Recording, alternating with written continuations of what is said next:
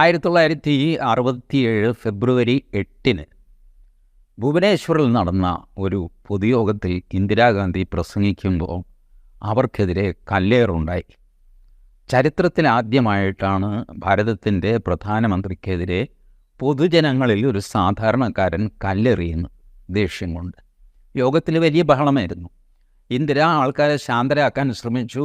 അവർ സമ്മതിച്ചില്ല. അതിനിടയ്ക്ക് ഒരാൾ കല്ലെറിഞ്ഞു. ആ കല്ല് വന്ന് മൈക്കിൽ നിന്ന് മൂക്കിൽ തട്ടി മുറിഞ്ഞു. മൂക്ക് പൊത്തിപ്പിടിച്ച് ഇന്ദിരയ്ക്ക് പ്രസംഗം അവസാനിപ്പിച്ച് മടങ്ങേണ്ടി വന്നു.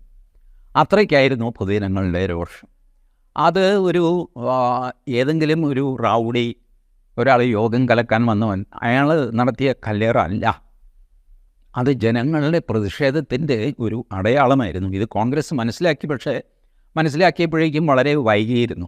അങ്ങനെ മൂക്ക് മുറിഞ്ഞ് ഇന്ദിരയ്ക്ക്